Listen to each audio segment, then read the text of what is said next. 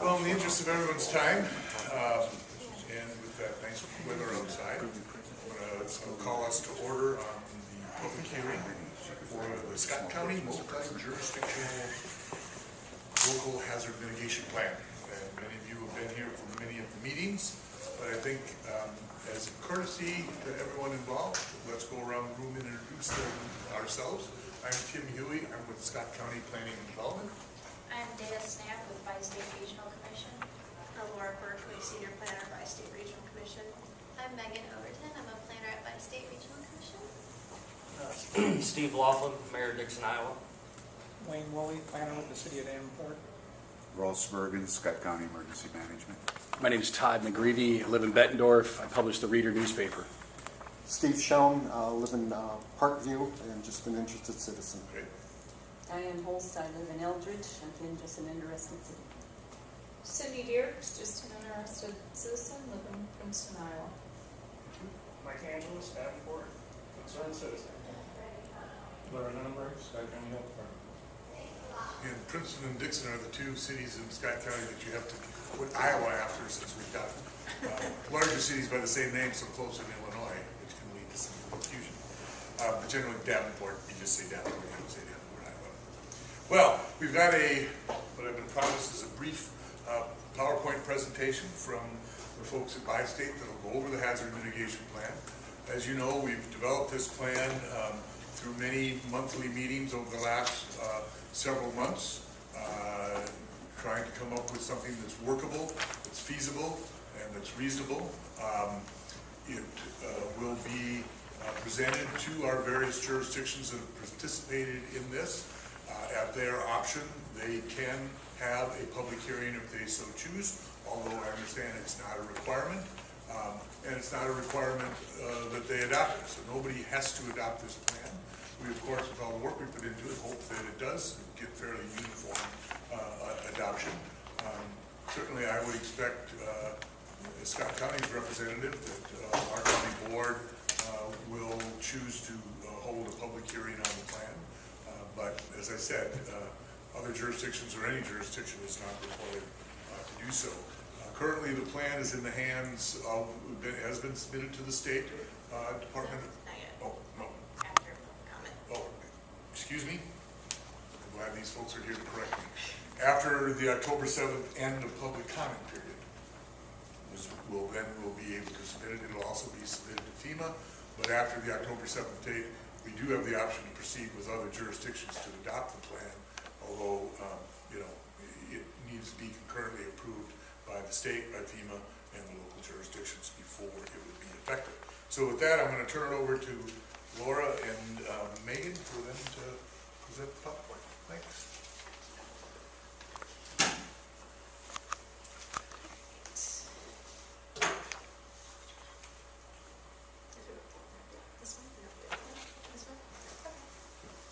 All right, so tonight we're going to go over an introduction into hazard mitigation planning, and then we're also going to leave time to review copies of the draft and then ask any questions or provide any comments.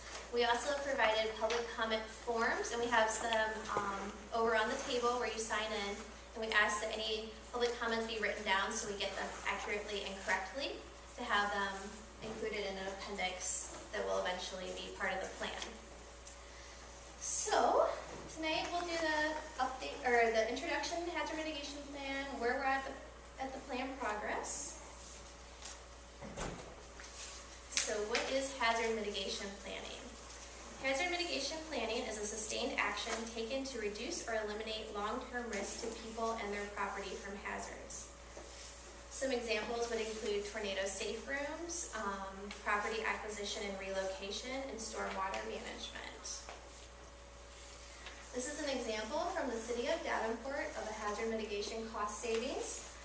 The City of Davenport acquired 45 properties between 1993 and 2001 from declared flooding disasters of a cost of approximately $2 million. And then in 2008, when another major flood hit Davenport, it's estimated that over $7 million was saved from these property acquisitions. So what is hazard mitigation planning? Hazard mitigation planning is the process state, tribal, and local governments use to identify risks and vulnerabilities associated with natural disasters, and to develop long-term strategies for protecting people and property from future hazard events. So you would create a hazard mitigation plan because it is required under the Disaster Mitigation Act of 2000 that a FEMA-approved local hazard mitigation plan as a condition for receiving funds for projects. These are the type of grants that are available. The last two are specific to flooding, and this does not include individual assistance from FEMA. Additional benefits of hazard mitigation planning is increases public awareness and understanding of vulnerabilities. You gain support for specific actions to reduce losses from future natural disasters, and you build partnerships with diverse stakeholders. Mitigation planning provides increasing opportunities to leverage data and resources. It also is a way of achieving shared community objectives. This is some more benefits. It expands your understanding of potential risk reduction. An example would be through implementation of floodplain ordinances. It's estimated that 1.1 billion in flood damages are prevented annually, and that's a national statistic. Benefits occur over the life of a project as losses are avoided from each subsequent hazard event, kind of like the flood example we gave earlier with Davenport. So the Scott County Multi-Jurisdictional Plan, Scott County was awarded an HMGP grant for planning on March 3rd of 2009. Each of the municipalities within Scott County was invited to participate in the planning process. Each community that provides specific information and individually adopts the plan will be eligible for program activity funding. The grant period is from March 3rd, 2009 through February 3rd, 2012. This is the total project cost.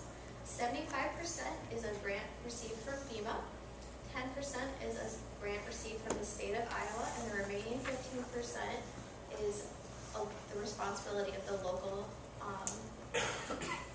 county. Local match share is paid in with staff time, and it's all documented by hours. So now we're going to go into each of the chapters of the plan and kind of explain a little bit more of how they're set up. Chapter 1 is the prerequisites. It will be including the plan adoption and then the participation in the plan. These are the participating jurisdictions. All jurisdictions in Scott County are participating. We also have 3 school districts that are participating and 1 community college district. We've also had participation from our advisory committee and members of the public. The role of the participating jurisdictions is they all have to have a primary contact, attend meetings. We had required at least half of the meetings be attended. And we had 14 meetings total plus 2 public hearings. Provide us information that we need in creating the plan and review the planning documents as they're presented. Chapter 2 goes over the plan process. This discusses who is involved in the plan. It explains the planning area. It also goes over the advisory group, any public involvement we've had. It reviews existing planning mechanisms, and it goes over the area demographics. These are 2 plans that we utilize as resources in writing the plan. There's the 2007 and 2010 State of Iowa Hazard Mitigation Plans. The 2010 came out halfway through our planning process, so that's why we ended up using both of them. Some of the main differences between the 2 of them are the 2007 included 40 hazards, and the 2010 moved it down to 23. They combined a lot of hazards. We followed more of the 2007 version, so that's why our plan includes all 40 hazards based on the 2007. Also, we used the City of Davenport's pre-disaster mitigation plan that was created in 2007. And the City of Davenport is incorporating into the multi-jurisdictional plan as part of their plan update.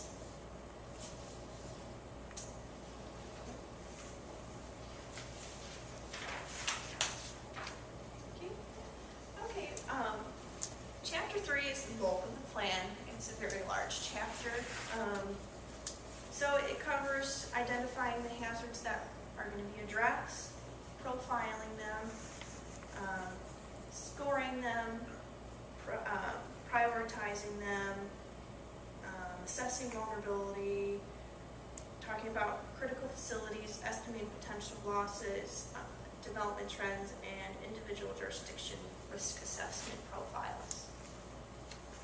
So when we were identifying the hazards, we looked at the state's plan. FEMA only requires that we cover natural hazards. There's 16 natural hazards that are required to review, but some of them obviously don't apply to our area.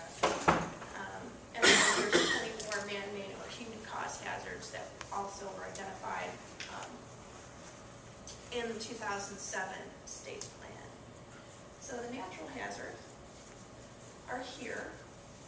These are the ones that are included in the plan. In addition, we did not include hurricanes, volcanoes, or avalanches, and we just have this statement saying that they just don't apply to our area. So, and those are in alphabetical order. We combined land subsidence and sinkholes together because they have very similar results in happening. Land subsidence is when like a coal mine shaft collapses versus naturally occurring ones. These are the man-made ones that are covered in the plan. As Megan stated, a lot of these were combined into like a larger, more broad hazard profile, but if you look in detail, they actually still do describe all of these things. So they made a terrorism one, they did a transportation-related one. So when we profiled the hazard, we followed the format that's in the state plan. So there's a clear definition for each hazard and a description of what that hazard entails, the maximum extent that would occur, historical occurrences within the area, probability of it occurring, if it's known, vulnerability that hazard has on the population, locations if there are specific locations where that would occur, severity, what exactly happens when it occurs, and the speed of onset. You know, is it a flood where it's predicted and you have some time to react to it, or is it a tornado where you don't?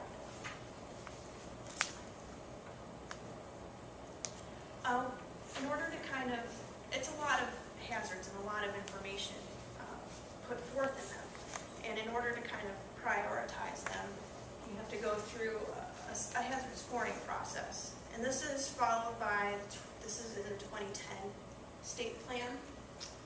Each community scored each hazard on a set criteria, and it's outlined in chapter 3 of the plan.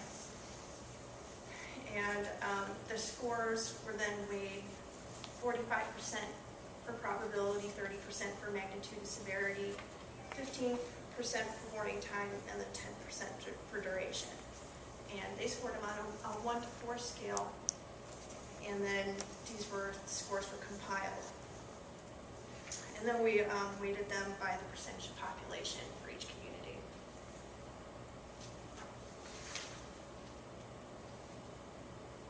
Once we had that information, this is what came out.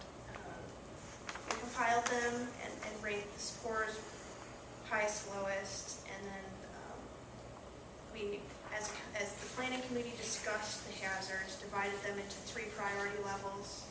This is the priority 1 hazards. Priority 1 hazards are the main focus of this hazard mitigation plan, and we're given the choice to use each jurisdiction was given the choice to use their original hazard rankings from their own scoring, or a combination of the two. They could move things around. The next section of the plan is assessing vulnerability. The main components are a community profile as a whole. So we talk about the general area, climate, education, labor force, geography, history, housing, infrastructure, demographics, and recreation and tourism. And then we determined community assets. So each community, we asked to provide us with a list of critical buildings and facilities such as hospitals, police, and fire that were essential to health and welfare of the population, and a list of vulnerable populations such as small children, elderly people with disabilities, or those that do not speak English clearly or may not understand it in emergency situations. We also asked for economic elements, so if something, like a major employer was affected by a hazard, that would be important to know. And areas of high density, so that certain hazards might have a greater impact in those areas. And then if there was any cultural, historical, or natural resources that were important to their community. We also, in this section, talk about estimating potential losses. So where possible, we tried to estimate what kind of damages would occur. The only one that's required is for flooding, and we did go through and talk about using the Scott County Assessor's Office. We collected data on what kind of property values were in the floodplain. And then we used FEMA's HAZIS program. It's a model, so it's not perfect, but it gives you an estimate of what kind of damage would occur given a specific flood depth.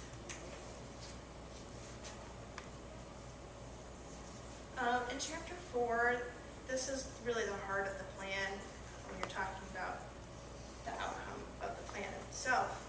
It includes the mitigation goals, the objectives, the actions, overview of the stately evaluation process for the actions, and then actually outlines each jurisdiction's actions. This is the goals. I'm not going to read them for you. It was a group decision on how these goals were made. It was discussed during meetings, and this is what came about.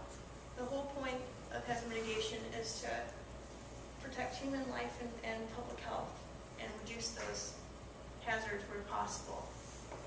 So we felt that those actions, or the committee felt that those goals should be encompassed in this plan. Because there are so many jurisdictions, we thought that objectives would be important to this plan. It's often used as an organizational tool.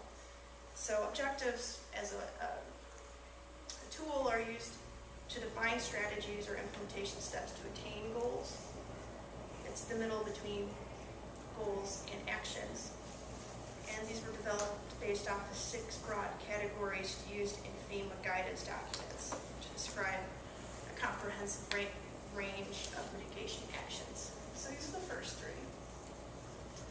And it's basically preventative measures, property protection, public education and awareness, natural resource protection, structural projects, and emergency services. We do want to stress, though, that FEMA does not view emergency services as necessarily mitigation actions, because it's something you do during or right after an event, not before. So once again, each mitigation action, when they were brainstormed at the planning committee meetings, were labeled as what action that would fulfill. And then, so like I said, the mitigation actions were brainstormed, and we assigned goals and the range of mitigation actions to them. And then the objectives actually came a little bit later, so we kind of retroactively put them in. And then we evaluated the brainstormed actions, which jurisdictions could come up with their own actions in addition to the ones that were brainstormed. At no time was any jurisdiction locked into what was brainstormed at a meeting. And so they were evaluated using the Stapley method, which is in the state plan. Stapley stands for social, technical, administrative, political, legal, economic, and environmental. environmental. And in addition to those, we also asked for time frame of completion, responsible party, and then if they had any comments related to the actions and the benefits or costs related to those actions, if they were known, and funding source if it was also known.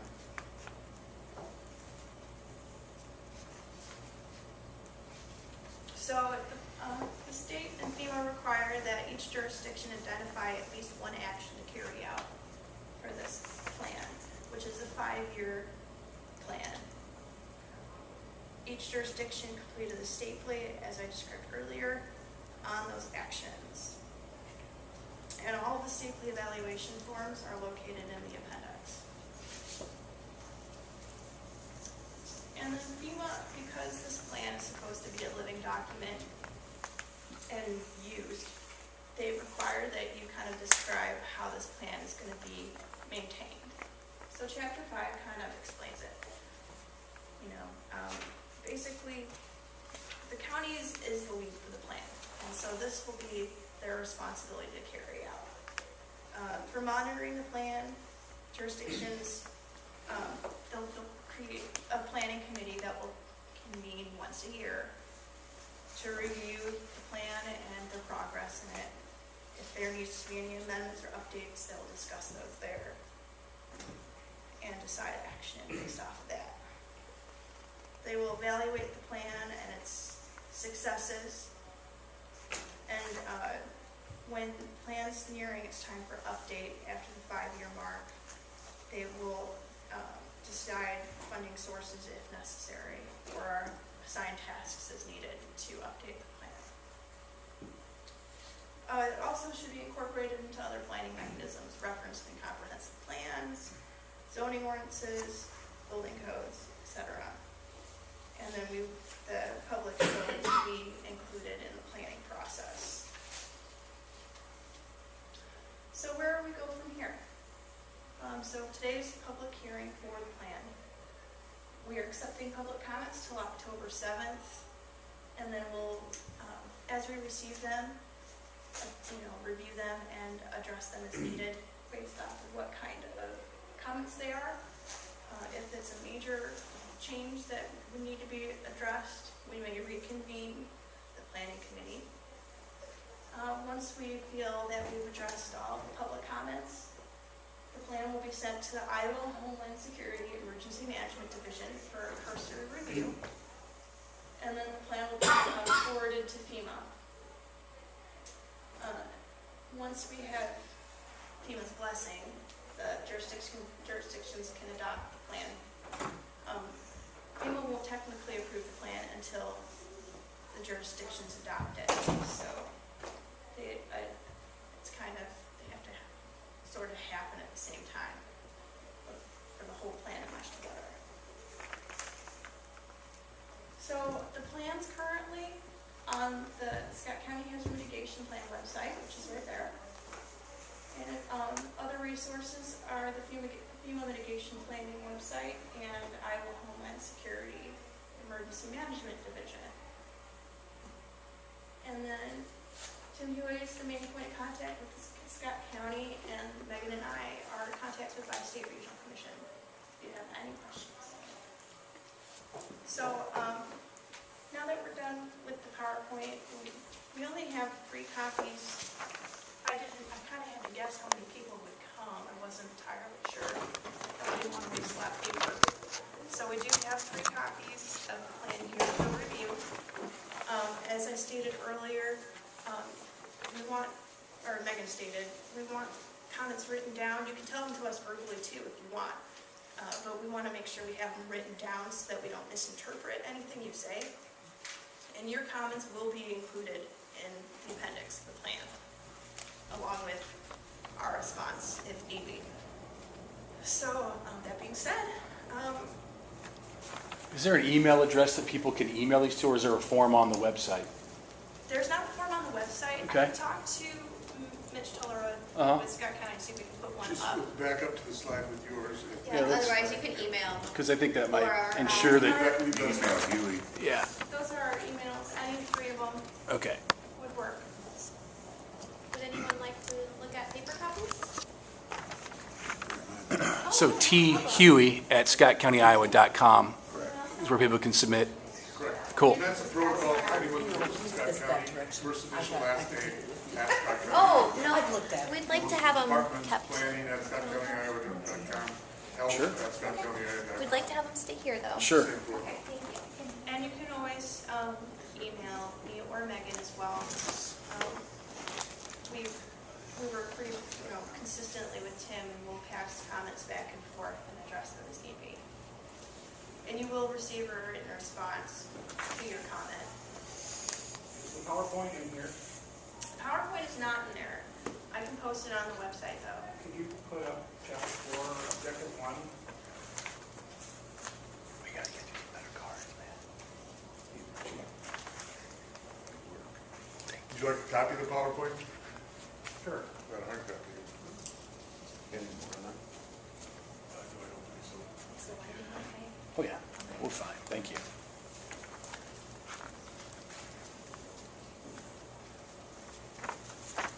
Did you have a question about that one? Yes. You say, number 1, processes to influence the way land and buildings are developed. Yeah, What- Define influence. influences in terms of your zoning ordinance, so, or floodplain management ordinance, that's a way that you influence the way land is developed, because you have to have a floodplain development permit in order to develop within the floodplain. So they review to make sure that your first floor level is above the floodplain, 1 foot above in Iowa. And that's one example. Building codes are another example. They're also just general policies.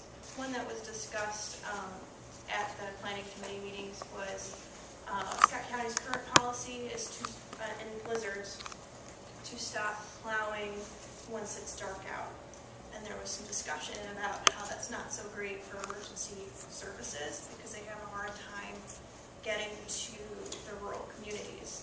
So there might be a policy change as one of Scott County's actions to try to develop a solution to that, like have someone on call to plow in front of emergency vehicles, like an ambulance. So it appears influence may not be the right word. It should be maybe mandate. Influence is, that doesn't sound like shall, Influence, you said it affects building codes, that type of thing, so. Well, perhaps here, a full definition of PM would be good, Of what? of preventative measures, what it all And entails. the definition for preventative measure is in the plan as well. There was also an action that kind of went with that, encouraging development where infrastructure already exists. And that just means encouraging infill, because you already have that infrastructure in place. You don't want, some communities don't want to spend the extra money to build out roads and sewer and water mains areas to build, because that means more, it makes expenses of maintaining it expensive for the entire community. It's not just put on those people that live in that one subdivision. So some communities encourage, by incentives perhaps, to do infill. And that's not necessarily a mandate. They're not saying you can't build a subdivision on the outskirts of town. That's saying we're encouraging you because of these financial incentives or whatnot, depending on the community, to do infill projects instead of building new subdivisions on the outskirts of town where you'd have to build new roads and water and sewer out there. Does that make sense? So I'm hearing 2 initiatives there. That's one to mitigate flood, building a floodplain, and then the last one I think I heard you talk about was building out in the rural areas. That's correct? 2 different examples. Okay. Those are certainly the spectrum of what we have in Scott County. Absolutely. Can you go back to the beginning where you put up the example of the cost savings for the 1993-2001 purchase or acquisition, I think is what it Yes. was? And that came directly from the state of Iowa 2010 plan. Okay, I'm really curious about how they calculated those savings. Do you have any insight into I can that? answer that, actually, Yeah. because I was anticipating that being Yeah. a question. FEMA has a tool called the benefit cost analysis, and they kind of estimate the values for replacement. And this value includes individual property in addition to replacement value of that structure itself. And it's replacement value, contents, and displacement, so it takes into account that someone won't be able to live there. So they have a formula, and this is produced by FEMA. And this was straight from the 2010 state plan. And if you want to look at the plan, we also have a copy here if you'd like to look at it, and I can show you where it's at in the plan. If you're Okay. interested. Thank you.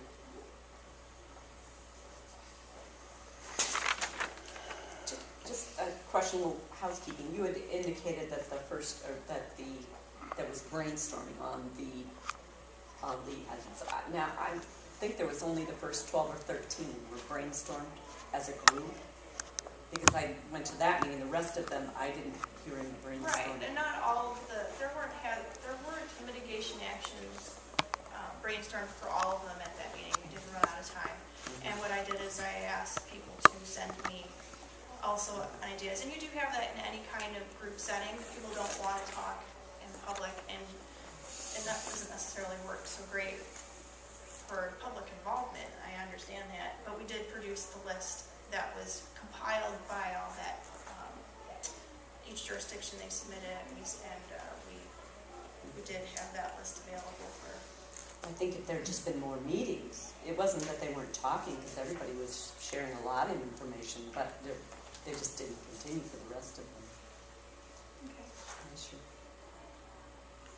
And I just, a comment, the goals and objective, if I recall how that went down,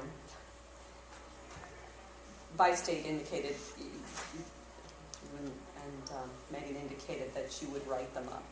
And, when they discussed them, nobody wanted to throw out any goals and objectives. There wasn't any participation. Right. So you had both indicated, well, would you like us to write them up?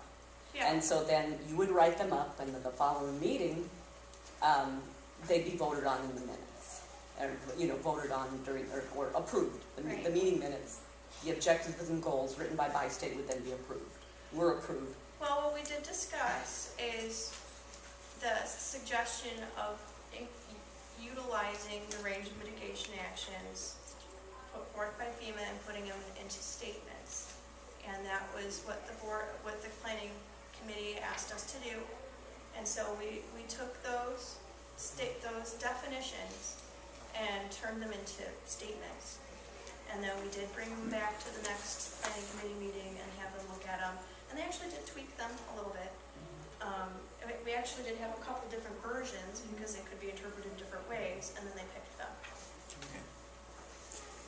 Yeah, they needed a starting point. They also looked at Muscatine's plan that was approved by the state. And I don't know, I think once you have an action that you want to ensure occurs, there's probably not that many different ways they could write the goal and objective to be acceptable to both the state and the FEMA. So I think they captured it correctly.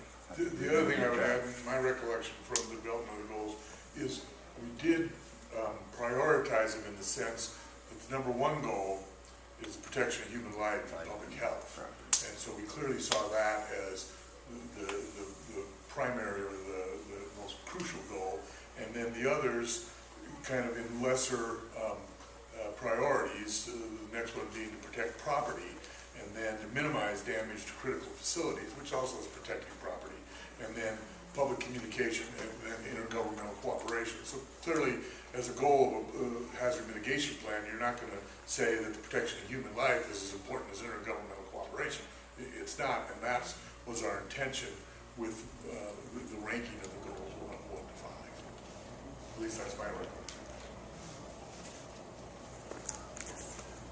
I assume that deal they had in the paper here about the storm sewer overruns and the concerned Riverdale, Panorama Park, Bettendorf, and Davenport.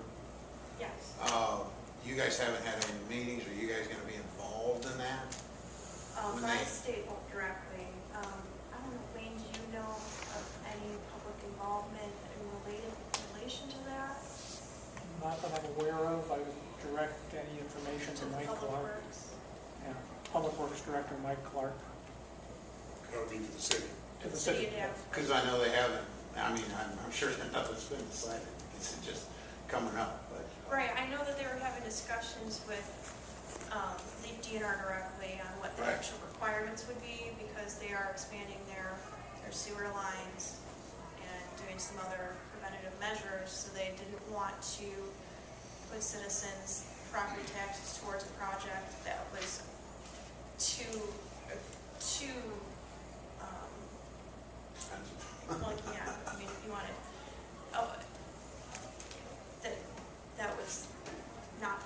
that was more conservative, I guess you'd say, that, if nothing was done, you'd need to spend $60 million on to build this retention. Yeah, because the only reason I was asking is because we're in the process of redoing our storm stuff in Riverdale. We're doing the roads and redoing the storm sewers, and we're just kind of just wondering, we're gonna have to do any more. Right, because you'd be tying to the city Uh-huh. Davenport system. Yeah. Yeah, I would contact Mike Clark, the city of Clark? Davenport. And his contact information is on the city's website. He's the Public Works Director. Okay. Back to objective 1, it says the way land and buildings are developed and built.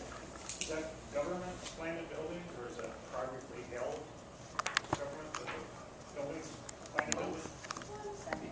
It would be both. Yeah, Yes. you know. There is a All subdivision future ordinance, well, depending on the city.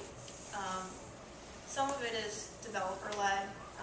In some cities, the city has a little bit tighter reins on things. They have subdivision ordinances that a lot of them include some kind of stormwater management on the development, and it's to reduce overall impact. It's like an impact fee involved in some of the process. And you are correct when you say cities and the county can do more than just influence Right. where development occurs. I mean, we have land use regulation that the state has enabled us to enact, both subdivision regulations, which says how land can be subdivided, what improvements need to be extended to those lots prior to those lots being sold separately, and then through zoning, what those lots can be used for. So, out at 53rd and Eastern, the city has control over what lots are commercial, general commercial, office commercial,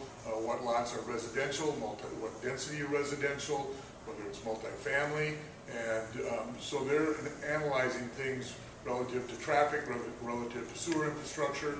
They coordinate utilities, sign off on all plats, so Mid-America and Iowa American are involved with their provision of gas and electric and water. The county has similar regulations, and in fact, out in the county where subdivisions are reviewed, within 2 miles of any of the cities that exercise the jurisdiction, they also have joint jurisdiction. So somebody comes in within 2 miles of the city of Bettendorf and wants a plat approved, the county approves it, but the city of Bettendorf also has to approve it. The same would be true of Eldridge or Davenport or even many of the small towns also. So that is a method by which the state has said cities have an interest in what happens just outside their boundaries. And they don't necessarily want to leave it totally up to the county as to whether to approve it or not approve it.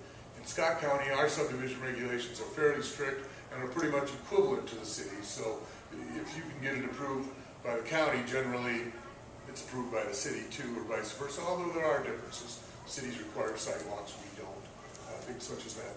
But under Scott County's land use plan, predominantly most of the county in the rural areas is zoned ag preservation. And our regulations specifically state land that is zoned ag preservation shall not be rezone for development purposes. And we're very strict on that, although under state law, that allows counties to zone, also exempts farmland and farm buildings and farm houses from those same county regulations. So it's a little bit of a what's the word I'm looking for? Kind of ironic that Scott County has strict ag preservation policies to protect ag land and ag operations, yet those operations in the land itself that's used for ag purposes is exempt from those same regulations. Doesn't allow a farmer to put in a mini mart or a bake shop or a junkyard on the basis that it's ag exempt, but farming operations.